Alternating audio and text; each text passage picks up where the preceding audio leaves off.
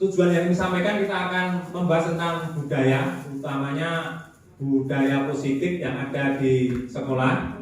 Itu seperti apa yang konsep terbaru. Kemudian hasilnya nanti kita akan memahami terkait dengan disiplin positif dan kebijakan universal. Kemudian bagaimana budaya positif ini kita. Apakah Anda akan hadir karena tidak ingin ditegur oleh pihak panitia atau pengawas Anda dan mendapatkan surat teguran menghindari ketidaknyamanan dan hukuman? Anda itu hadir pada kegiatan seperti ini misalnya, apakah Anda itu takut dengan panitia atau dengan Pak Kepala Sekolah, dengan pengawas, takut mendapatkan merasa ketidaknyamanan, yang orang teko, atau karena takut hukuman? Tidak nyaman Pak ya? Jadi Anda masih tidak nyaman ya? Oke. Sekarang yang kedua, Pak Enggi.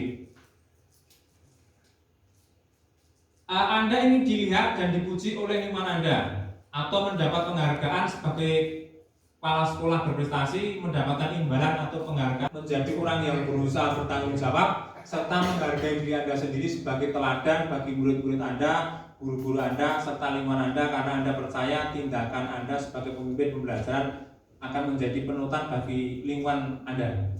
Bapak Enggi pilih yang mana itu? 1, 2, atau 3? Luar biasa Pak.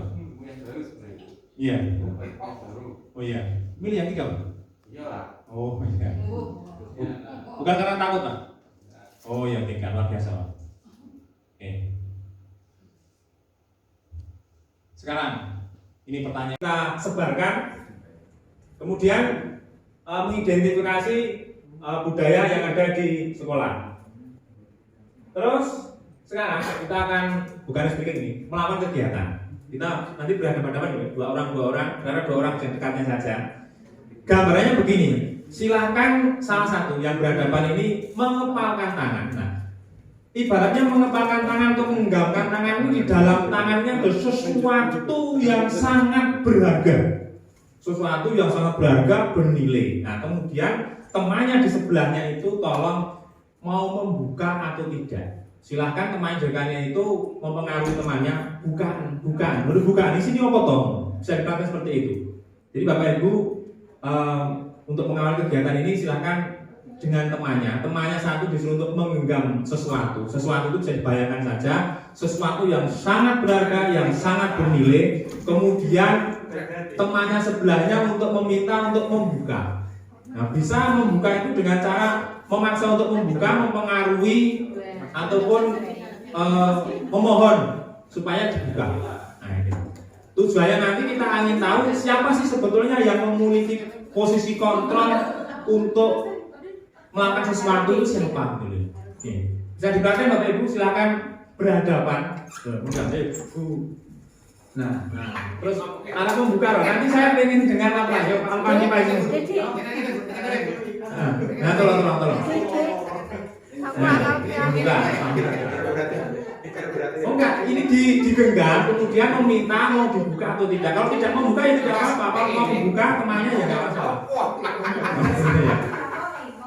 Nah iya, mau bertanya, mau buka enggak? Mau buka enggak itu?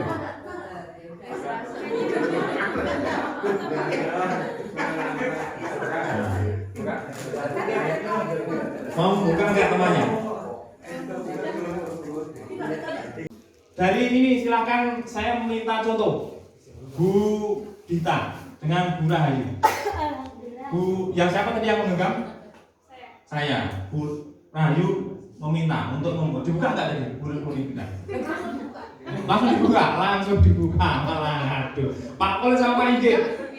Tadi yang menggenggam siapa? Saya yang membuka. Akor dulu selesai. Wah, ini ya. Bu Libot. Gimana dengan Ustaz tadi gimana? Yang menggenggam siapa? Menggenggam saya. Terus Ustaznya minta buka, lah saya nggak mau ini berharga. oh begitu ya, oke, luar biasa. Sekarang kita lihat dulu. Tidak bisa memaksa seseorang itu apakah dia harus membuka atau tidak. Nah, membuka atau tidak ini tergantung orang yang punya kepala tadi. Jadi tergantung orangnya gitu, tergantung orangnya mau buka atau tidak gitu loh ya. Itu namanya posisi kontrol. Nah, dia mau mengontrol apakah saya harus membuka atau tidak. Itu ya Ibu ya. Jadi tergantung pada diri masing-masing. Misalnya seperti itu. Nah, ini kalau dikaitkan dengan siswa juga demikian. Gitu ya. Siswa itu kita berikan perintah. Nah, dia itu mau membuka, mau terbuka, atau mau menutup. Gitu ya. Itu juga pengaruh-pengaruh yang kita berikan juga seperti itu. Gitu ya. Selanjutnya Bapak Ibu. Sekarang teori kontrol. Ini ada teori kontrol menurut Dr. William Lester. Intinya begini Bapak Ibu ya. Guru itu mengontrol murid. Nah, pada dasarnya kita tidak dapat memaksa murid itu untuk berbuat sesuatu jikalau murid tersebut memilih tidak melakukannya. Ini sama dengan kepala negaraan tadi.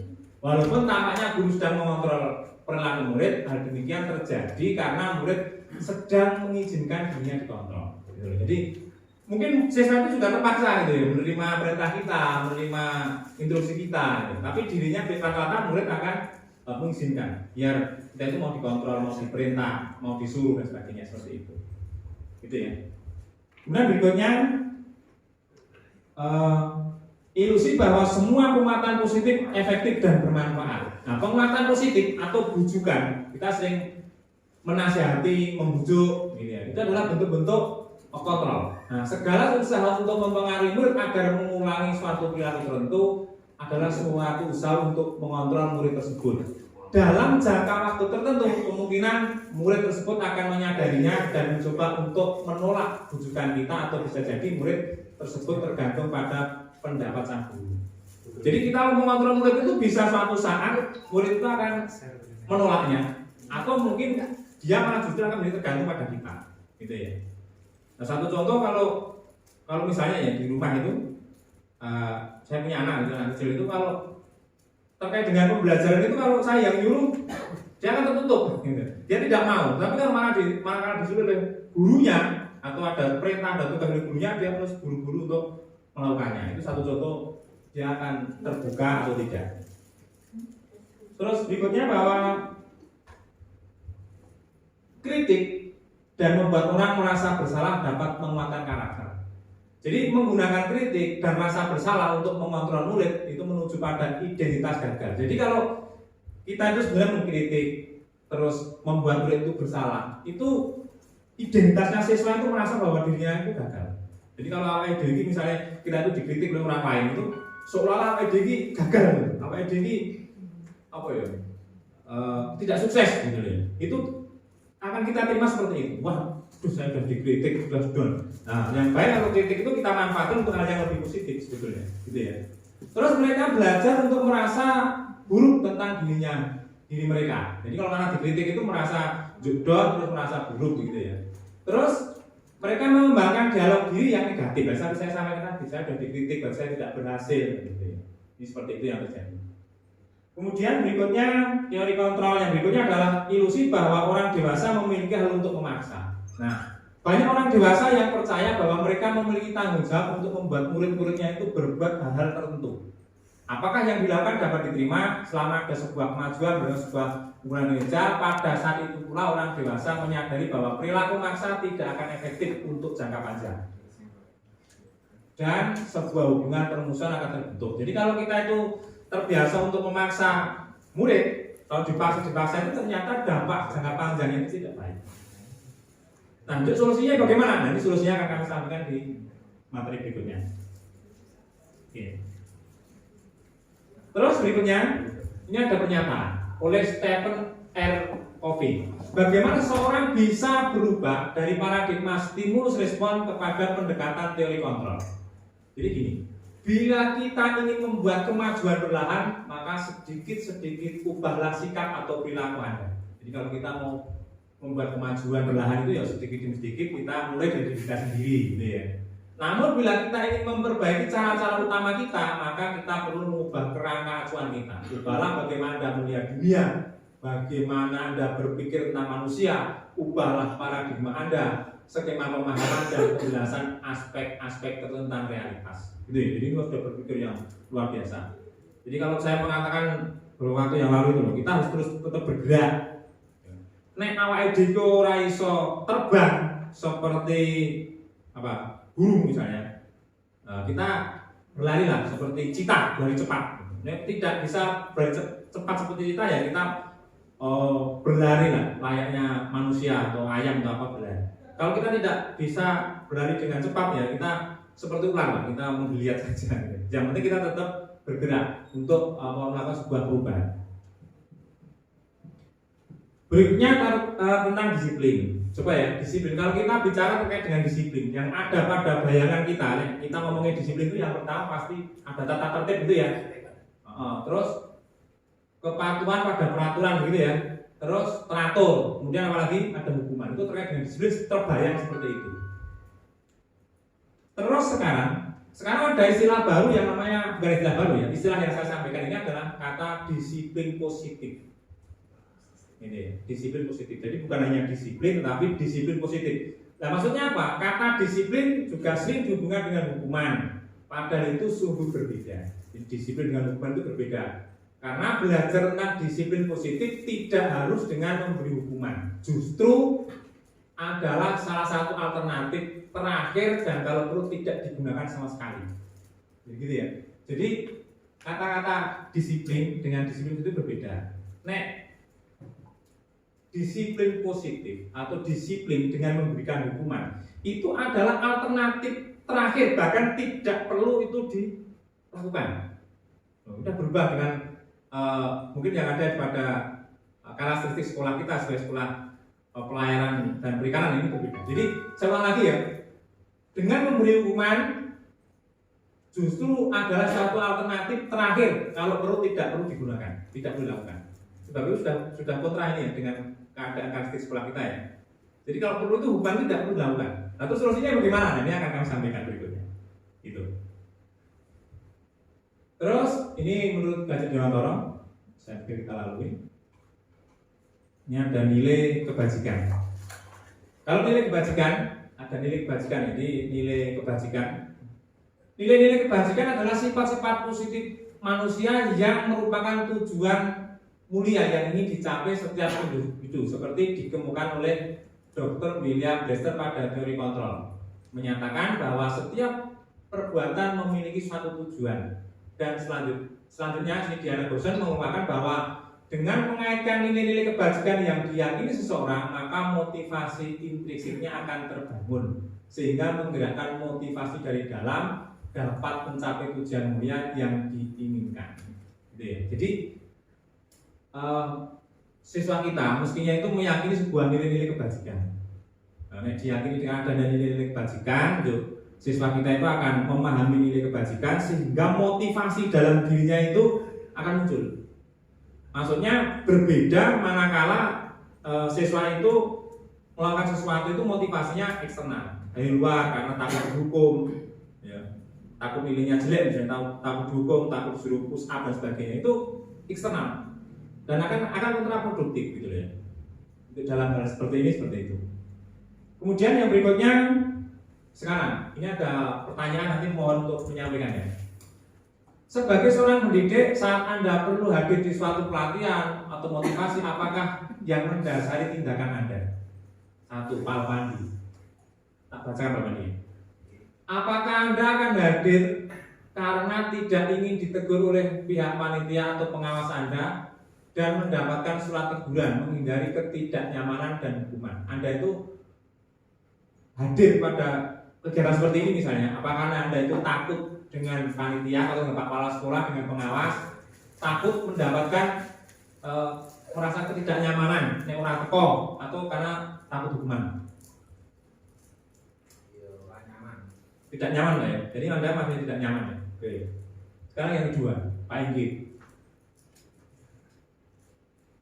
Anda ingin dilihat dan dipuji oleh lingkungan Anda atau mendapat penghargaan sebagai kepala sekolah berprestasi, mendapatkan imbalan atau penghargaan dari orang lain, atau Anda ingin menjadi pembelajar sepanjang hayat, menjadi orang yang berusaha bertanggung jawab serta menghargai diri Anda sendiri sebagai teladan bagi murid-murid Anda, guru-guru Anda, serta lingkungan Anda, karena Anda percaya tindakan Anda sebagai pemimpin pembelajaran akan menjadi penutan bagi lingkungan Anda. Bapak Pak pilih yang mana itu? 1, 2, 3. Luar biasa itu. Iya. Oh iya. Milih yang 3, Pak? Iya lah. Oh iya. Bukan karena takut, Pak? Oh yang 3, luar biasa Pak. Oke. Sekarang ini pertanyaan lagi. Sekarang Bu Rate. Bila di sekolah Anda tidak ada aturan yang memberikan surat teguran bagi karyawan yang sering datang terlambat, atau tidak ada atasan yang memberikan Anda penghargaan menjadi karyawan terbaik karena sering tepat waktu, apakah Anda akan tetap datang tepat waktu untuk mengajar murid-murid Anda? Iya. Alasannya apa berarti? Karena saya mengantarkan ke sekolah. Kok yang jawab aku? Karena sudah kewajiban seorang guru untuk mengajar. Karena sudah kewajiban. Kalau Bu Muri tadi ngomong, Bu Muri kira, apakah Anda walaupun tidak ada teguran, Anda akan tetap datang tepat waktu mengajar dengan lebih baik? Insya Allah. Alasannya apa Bu? Alasannya yang pertama, saya tidak ingin bahwa presensi saya nanti terlambat satu. Yang kedua, saya juga bersama sahabat saya, sehingga nanti kalau sahabat saya menunggu lama sehingga saya lebih pagi. Yang ketiga, itu memang benar-benar saya harus, jiwa saya mengajar, ya harus mengajar supaya tidak terlihat jelek di mata. Oh, luar biasa. Ya, tepuk tangan. Oke, siap. Tapi kayaknya ini Bu Murni itu kuliahnya kayaknya tidak yang ketiga langsung ini. Masih karena takut apa nanti persensi dan sebagainya itu ya. Iya. Iya. Oke. Sekarang lanjut.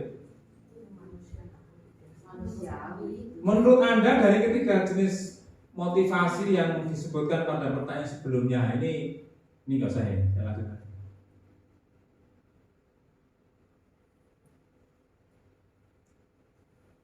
Nah, sekarang motivasi perilaku manusia.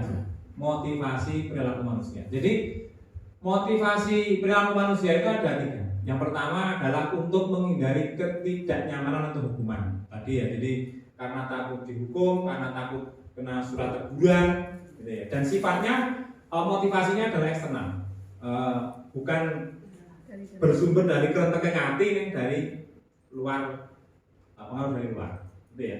Ini karena takut mendapat hukuman. Kemudian yang berikutnya adalah untuk mendapatkan imbalan atau penghargaan dari orang lain. Nah, motivasi seperti ini masih selangkah lebih baik ya daripada yang pertama tadi.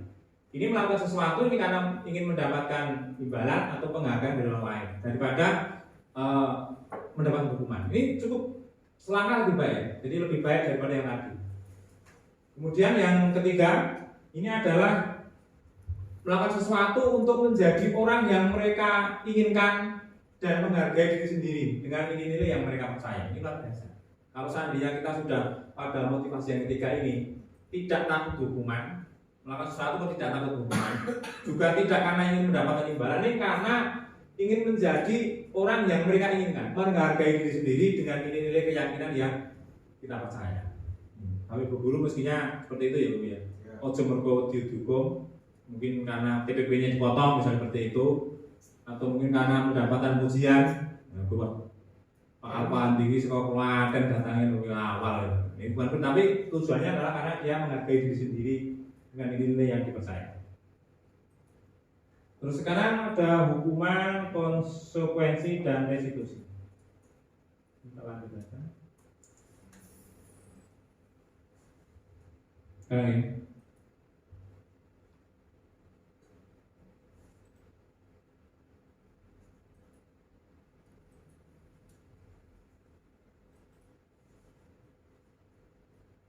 Sekarang ini, penghargaan merusak hubungan. Nah, ternyata Bapak Ibu, ternyata kita selama ini terhadap mungkin anak-anak kita di rumah, kemudian di sekolah, ternyata penghargaan itu bisa merusak hubungan. Ini teorinya begini. Ketika seorang diberi penghargaan atau dipuji di depan orang banyak, maka yang lain akan merasa iri. Dan sebagian dari mereka akan tidak menyukai orang yang diberikan penghargaan tersebut. Nah, misalnya nih, ruangan ini saya memberikan penghargaan kepada Sakyum. Luar biasa Sakyum, ini saya berikan hadiah ballpoint. Nah, saya puji-puji terus, saya puji-puji terus. Nah, ternyata itu di lingkungan sekitarnya itu mungkin dari orang banyak ada yang tidak menyukainya, dan itu ternyata berdampak kurang baik. Gitu ya. Nah, makanya kalau kita mengapresiasi orang yang murid yang berprestasi, kita sewajarnya saja. gitu ya. Terus yang berikutnya, jika seorang guru sering memberikan penghargaan kepada murid-muridnya, besar kemungkinan murid-murid termotivasi hanya untuk menyenangkan gurunya. Mereka tidak akan bersikap jujur kepada guru tersebut. Nah, karena hanya ingin mendapat penghargaan, maka beberapa cara dilakukan. Mungkin bisa saja berbuat tidak jujur, nyontek, nurun temannya dan sebagainya, hanya demi untuk mendapat penghargaan. Ya. Kemudian yang berikutnya yang penting, penghargaan menciptakan persaingan di dalam kelas, dan persaingan menciptakan kecemasan. Nah, misalnya dalam kelas itu kompetisi untuk mendapat penghargaan semuanya. Nah, kalau saya ini biasanya mendapat, terus saya tidak mendapat, pasti saya akan kecewa. Iya atau tidak Ibu ya? Betul ya? Nah, terus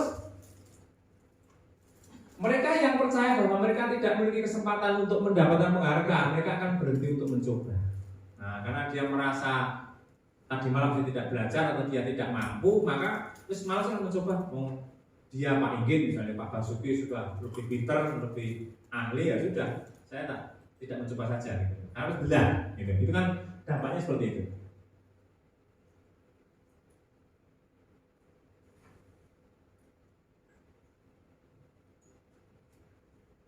Terus yang berikutnya,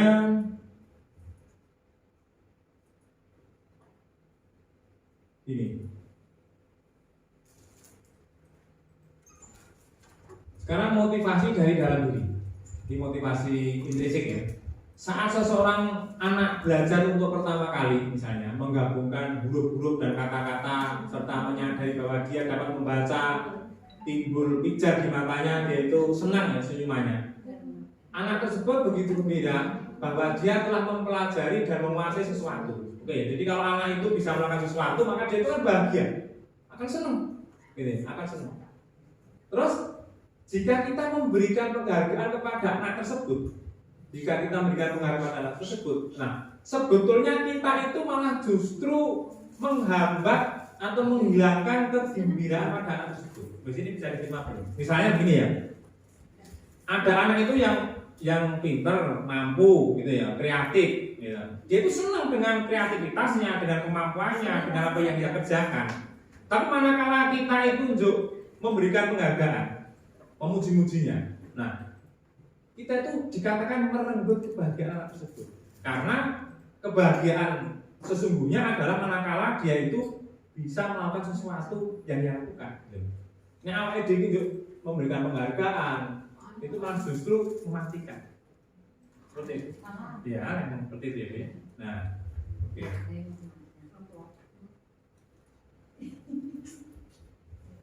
Terus yang berikutnya, kita akan belajar tentang restitusi. Nah, restitusi adalah proses menciptakan kondisi bagi murid untuk memperbaiki kesalahan mereka, sehingga mereka bisa kembali pada kelompok mereka dengan karakter yang lebih kuat. Jadi begini restitusi itu. Intinya jika ada anak itu melakukan sebuah pelanggaran, melakukan kesalahan, kita itu tidak langsung menghukumnya, bahkan kita tidak menghukumnya. Tetapi kita menggunakan pendekatan restitusi, di mana dengan pendekatan restitusi ini anak tidak disalah-salahkan, karena membuat sebuah kesalahan itu hal yang wajar, gitu ya, hal yang wajar. Kemudian anak diminta untuk menemukan sebetulnya kesalahan yang dia lakukan itu melanggar keyakinan atau tidak. Nilai keyakinan tidak. Nah kemudian anak diminta untuk mencari solusi. Gitu ya. Kemudian solusinya itu kita kuatkan bersama-sama. Itu ya. Itu restitusi seperti itu. Ini nanti akan kita terapkan.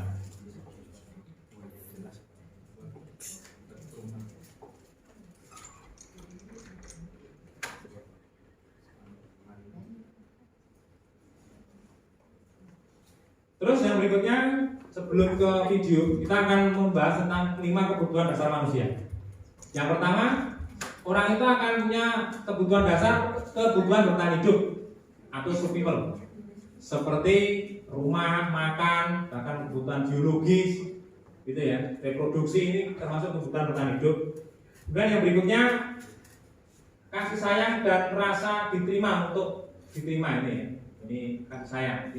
Cinta dan kasih ini penting ya, teman dan sebagainya. Kemudian yang berikutnya adalah penguatan kebutuhan pengakuan atas kemampuan. Ini kalau seseorang ini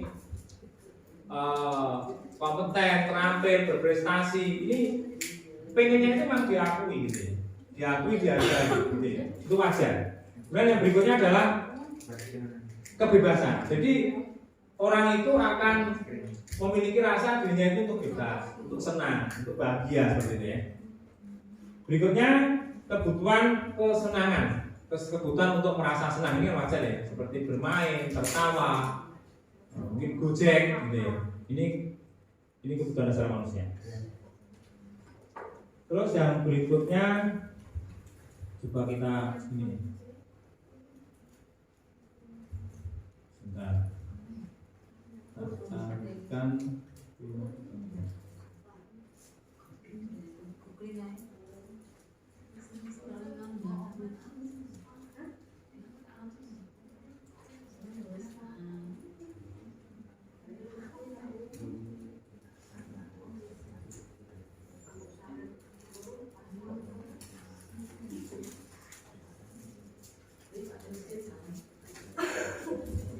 sebentar mungkin karena anunya nggak boleh, maksudnya itu nggak boleh.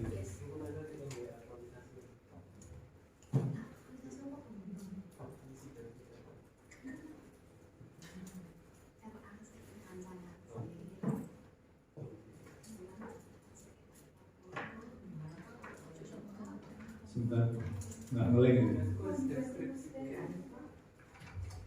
Sebentar, nanti kita cut video. Nggak boleh ya. Sebentar. Mungkin itu ya.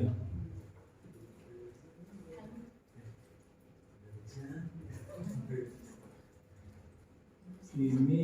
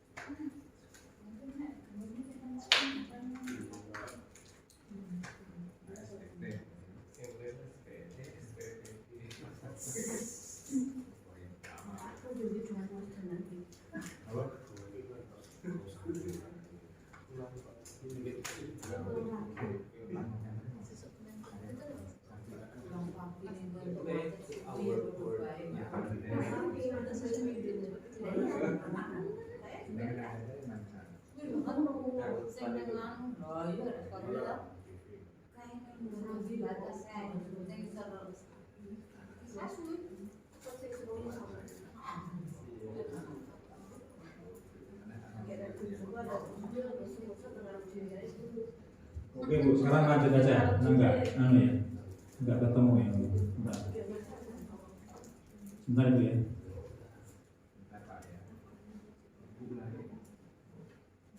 Nah, sekarang yang ini dulu.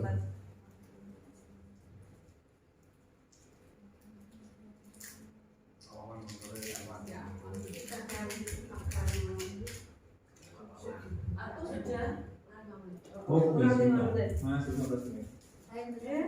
Sebentar ya, malah anunya lambat banget. Apa namanya? Kanvanya. Oh, kampanye. Oke. Sekarang ini kita lanjut yang ini. Oke Bu. Dan pas 9.30. Siapa yang selalu mendukung? Saya.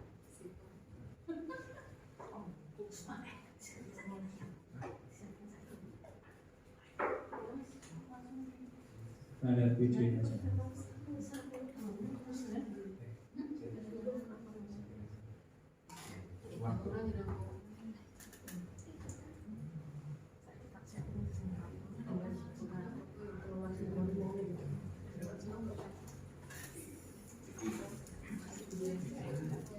Nah, pas setel kayaknya ada dulu sebentar.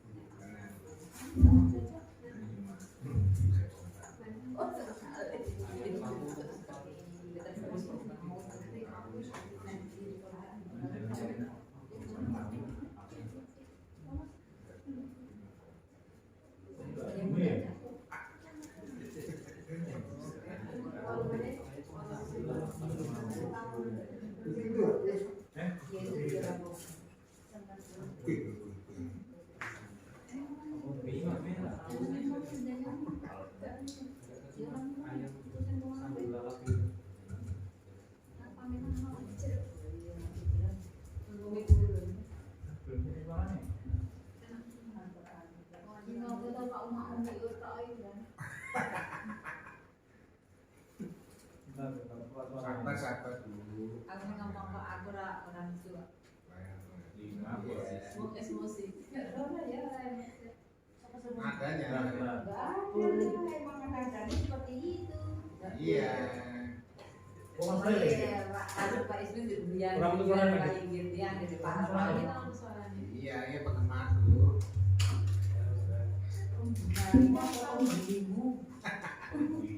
Oh, beli apa? Kerudung.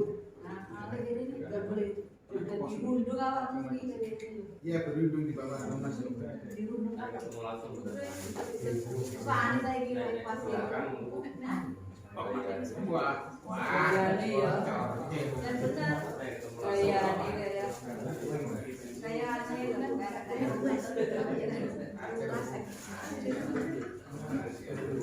aku kan apa ini tata lalu orang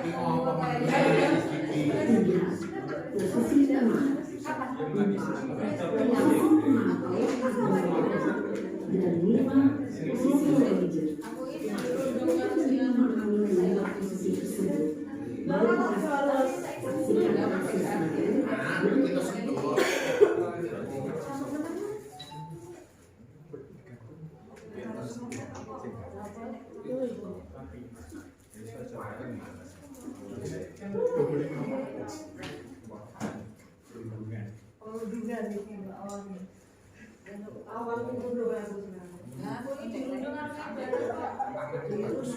dirundung seseorang tak stop bullying kok boleh kapan lagi kok mama kalau di sini harga kaos. Sebelah aku yang terbunyi. Makan lagi dulu sebelah. Oh, ini sarung, Pak. Sarung-sarung bawah. itu keringan juri Kalau bisa jam 10. tengah jalan berapa?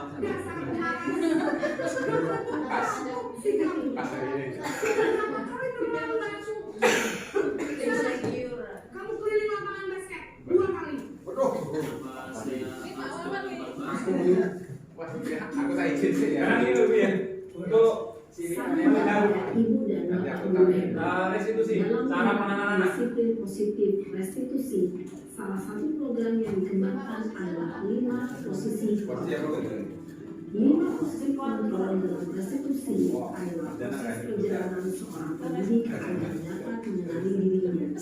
Pada video kali ini, kita akan membahas tentang 5 posisi kontrol yang dikembangkan oleh Diane Lawson dan contoh penerapan.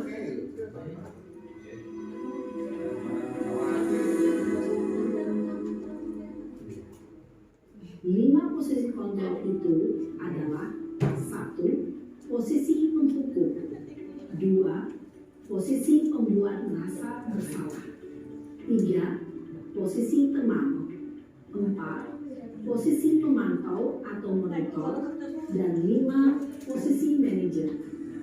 Untuk lebih memahami kelima posisi tersebut, mari kita saksikan kasus Naren yang terlambat hadir 20 menit di sekolah dan melihat bagaimana kelima posisi kontrol dalam menghadapi masalah tersebut.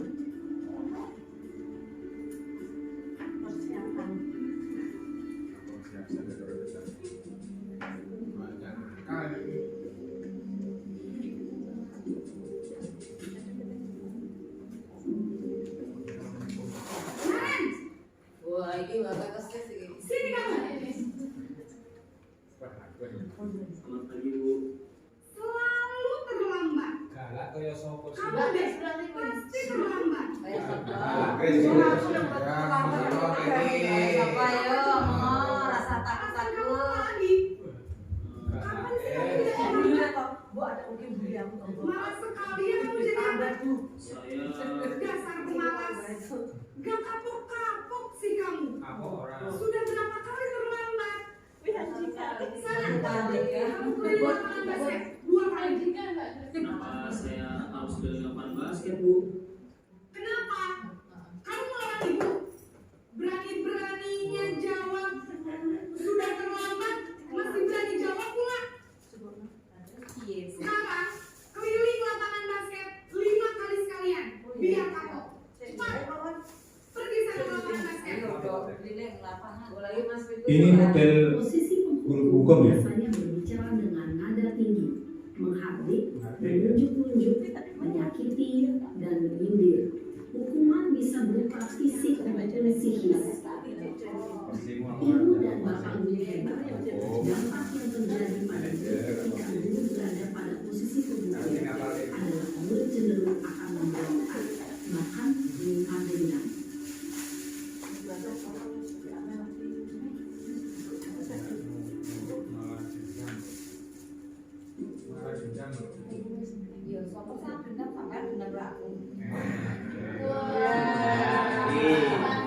Pak D dendam gitu. Naren,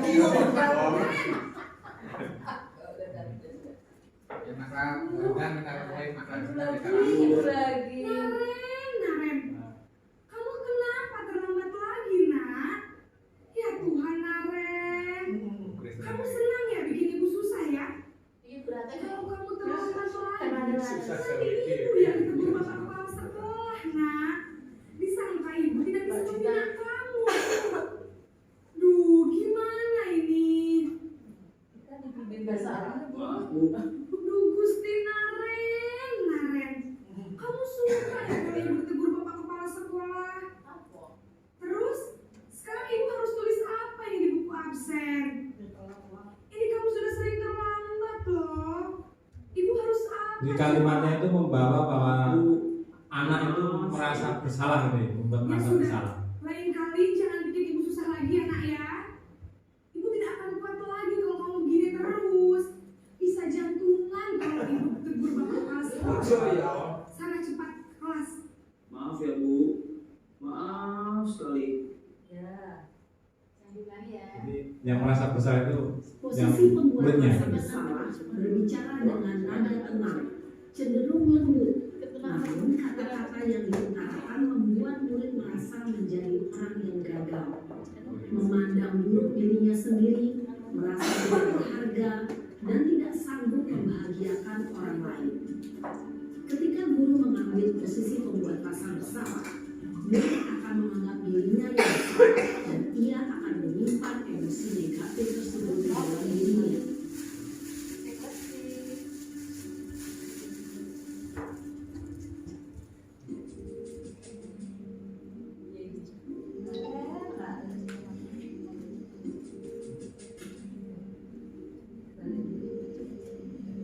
Naren!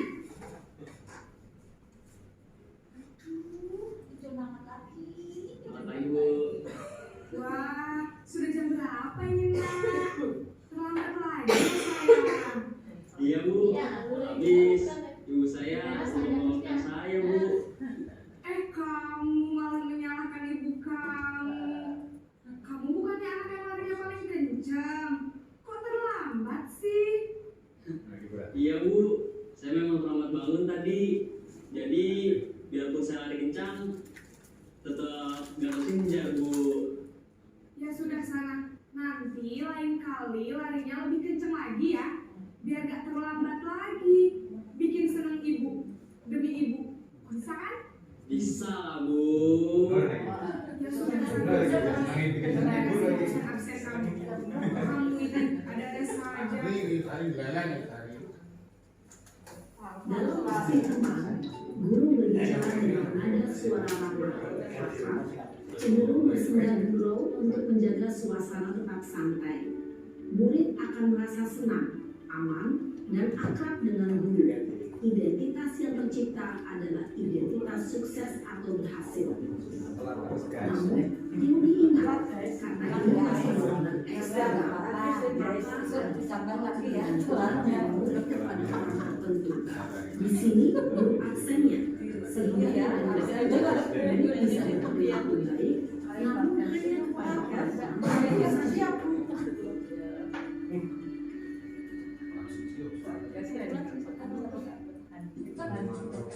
Berikut ini akhirnya posisi CCTV pemantauan. Saya lihat lagi. Bisa gitu.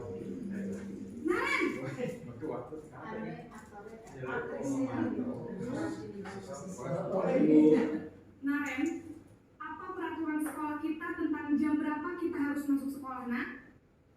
Kita harus di sekolah jam 7, Bu. Iya betul, sekarang sudah jam 7.20. Naren sudah tahu konsekuensinya jika terlambat hadir. Paham, Bu. Saya harus tinggal kelas pas jam istirahat selama 20 menit. Iya benar, konsekuensinya demikian.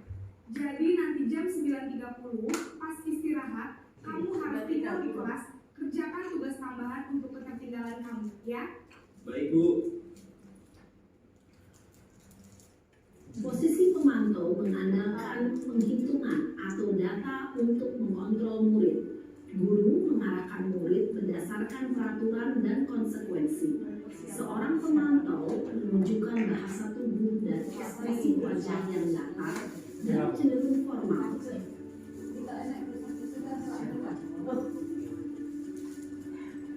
Yang terakhir posisi manajer yang terbaik ya Bu ya. Wah, iya lagi. Nanti mati silakan ibu. Ya, pokoknya nek manggilnya tetap hadir. Bu, Selamat pagi, Naren. maaf, Bu. Saya terlambat. Iya, sekolah masuknya jam 7, sekarang sudah jam 7. Jadi sekarang bagaimana ini, Naren? Maaf, Bu. Saya lupa setel alarm saya semalam. Baiklah, menurut kamu, keyakinan sekolah yang mana yang perlu kamu tingkatkan? Menghargai diri sendiri dan orang lain mungkin, Bu. Setuju. Jadi, apakah Naren meyakini prinsip saling menghormati tersebut? Iya, Bu. Saya meyakininya. Apakah Naren bersedia memperbaiki masalah keterlambatan ini? Bersedia, Bu. Bagaimana kamu akan memperbaiki masalah keterlambatan ini? Saya akan coba untuk tidak lupa menyetel alarm saya, Bu. Baik, kalau kalian lupa menyetel alarm di rumah, ada orang yang kira-kira bisa bantu mengingatkannya. Ada, Bu. Kakak saya, Kak Emma. Ada lagi selain Kak Emma. Selain Kak Emma, ada ibu saya. Baik, jadi yang mengingatkan Naren adalah Kak Emma dan teman-teman ya. Kira-kira akan mulai saya alami kapan ya, Naren? Setelah pulang sekolah, akan segera saya lakukan. Baik, jadi Naren akan setel alarm untuk bangun besok pagi dan akan diingatkan oleh kakak dan ibunda Naren ya. Ada lagi yang mungkin perlu dilakukan, Naren? Agar tidak terlambat bangun lagi. Tidak ada, Bu. Baik, Naren. Terima kasih untuk kerjasama kamu. Sekarang kamu perlu kembali ke kelas untuk belajar. Baik, Bu. Terima kasih. Posisi manajer adalah posisi kontrol yang disarankan untuk membimbing murid memiliki sikap disiplin yang positif, yaitu murid yang mandiri, bertanggung jawab, dan dapat memecahkan masalah. Tujuan dari posisi ini adalah agar murid dapat berefleksi atas tindakannya. Guru akan terus memberikan pertanyaan-pertanyaan bermakna, sehingga membuat murid dapat belajar dari kesalahannya dan mencari sebuah solusi untuk menyelesaikannya. Ibu dan Bapak guru hebat, setelah mengamati adegan kelima posisi kontrol tadi, kira-kira posisi mana yang paling ideal? Posisi mana yang dapat menunjang motivasi intrinsik murid? Ya, tentu posisi manajer. Posisi ini memang posisi ideal yang ingin dituju setiap pendidik. Pada posisi inilah, guru dapat menerapkan disiplin positif yang berpihak pada murid, yang memerdekakan murid. Perjalanan seorang pendidik tentunya tidak mudah untuk sampai pada posisi seorang manajer. Namun, tujuan kita pasti, yaitu menciptakan murid-murid yang mandiri, merdeka, dan bertanggung jawab. Semoga penggambaran 5 posisi kontrol yang telah diperlihatkan ini dapat menjadi ajang refleksi bagi kita semua, agar dapat terus mengasah dan menerapkan disiplin positif yang memerdekakan murid. Mari terus terus berlatih dan bersemangat. Selamat menerapkan. Salam dan bahagia Ibu dan Bapak Guru. Hebat. Nah, seperti itu Bu ya. Jadi ada 5 posisi kontrol tadi. Yang paling baik adalah pada posisi sebagai manajer. Nah, diharapkan kita tidak menjadi penghukum, juga tidak menjadi murid merasa bersalah, juga tidak menjadi pemantau, tapi kita bisa menjadi manajer. Mungkin di kesempatan lain mungkin perlu dipraktekkan untuk latihan menjadi manajer untuk menangani murid-murid yang bermasalah. Kemudian nanti akan kita terapkan juga yang namanya segitiga restitusi. Untuk selanjutnya mungkin saya akan menge-share bagaimana terkait dengan penerapan seorang guru sebagai manajer dengan menggunakan penerapan pendekatan segitiga restitusi. Karena waktu sudah cukup pukul 9.30, sudah 1 jam lebih, maka kita akhiri. Terima kasih atas perhatian Bapak Ibu semuanya. Kita tutup dengan bacaan hamdalah bersama-sama. Alhamdulillahirabbil alamin. Terima kasih. Assalamualaikum warahmatullahi wabarakatuh.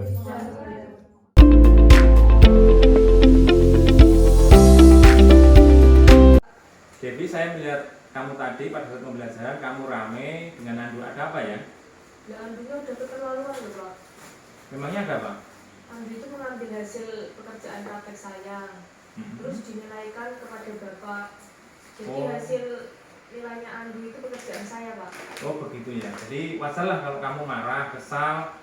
Mungkin kalau Bapak pada posisi kamu, mungkin saya juga akan melakukan hal yang sama. Lalu apa yang kamu lakukan terhadap Andu pada saat itu? Saya marah-marah Pak. Andu itu udah tak bilangin melawan, terus pekerjaan itu saya rusak. Oh begitu. Sekarang orang melakukan sesuatu itu pasti ada maksudnya. Maksudnya apa kamu sampai marah-marah, sampai mengumpat seperti itu? Yalah Pak, masa saya akan diam saja? Saya kan sudah susah-susah membuat jaring berminggu-minggu, tapi Andu malah seenaknya mengambil dan menunaikannya kepada Bapak. Oke, ya wajarlah kalau kamu merasa marah karena tidak rela pekerjaanmu diambil dan dinilaikan oleh Andu. Sekarang Bapak sangat menghargai tindakan kamu yang tidak berbuat lebih buruk dari itu, misalnya kamu sampai memukul Andu. Sekarang coba kita pikirkan tindakan kamu yang marah sama Andu itu sampai kamu mengamuk, mengumpat, itu sesuai tidak dengan keyakinan kelas yang ada di sekolah kita? Tidak Pak. Tidak ya? Menurut kamu keyakinan kelas apa yang kamu langgar? Menghargai antar teman. Menghargai antar teman, oke baik. Terus menurut kamu menghargai antar teman itu penting tidak untuk kamu? Penting ya? Penting, Pak. Oke. Sekarang kalau menghargai antar teman itu adalah perbuatan yang baik, keyakinan kelas kita. Sekarang kalau kamu misalnya sudah marah, apa yang kamu lakukan? Sabar Pak. Sabar. Oke. Kamu bersedia untuk berbagi masalah ini?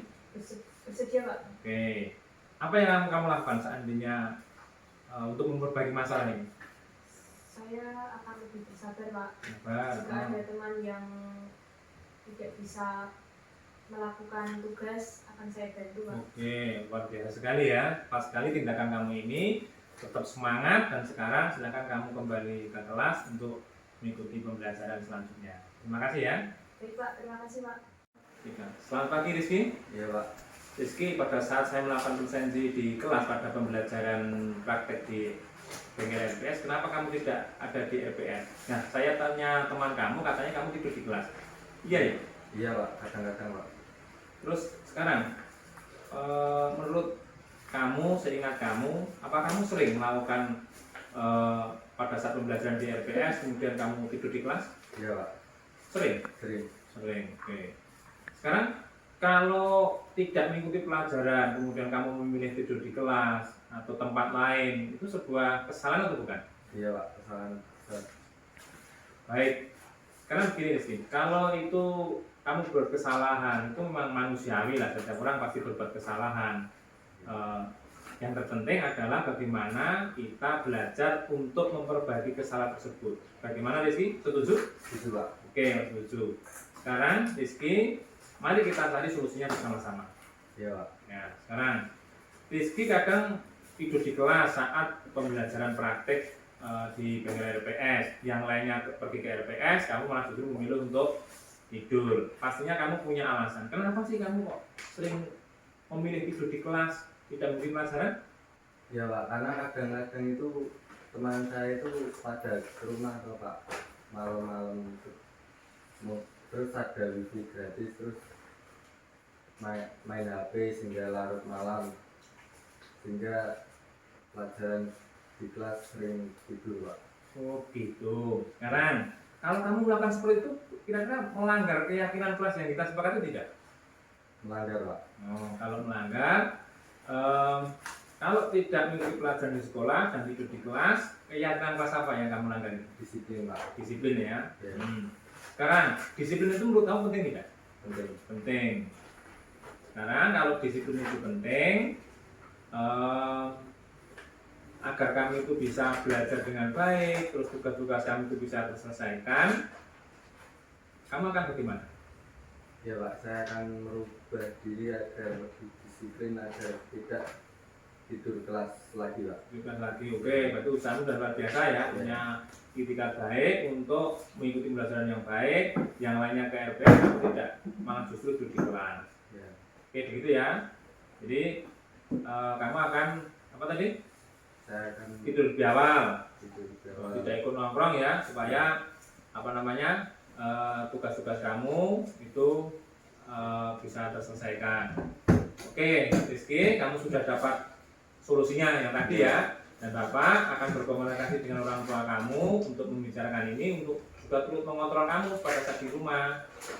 Sekarang silakan kamu kembali kelas untuk mengikuti pembelajaran berikutnya ya. Ya. Terima kasih. Yang tadi ini misal.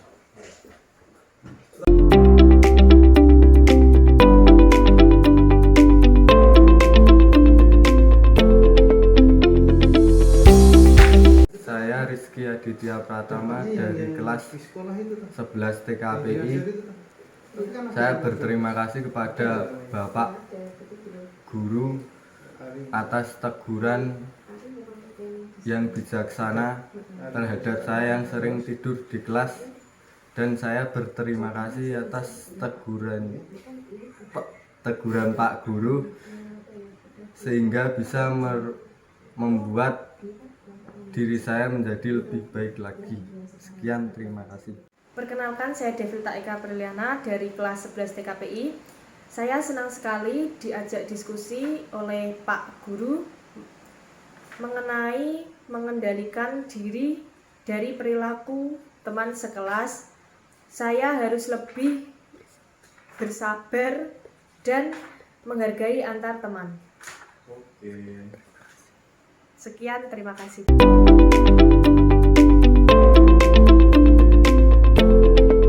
Assalamualaikum warahmatullahi wabarakatuh. Bapak Sukusna adalah guru inspiratif, guru penggerak, tentu menjadi role model yang mampu menjadi pemimpin pembelajaran, mampu menggerakkan komunitas praktisi, menjadi coach bagi siswa dan guru lainnya.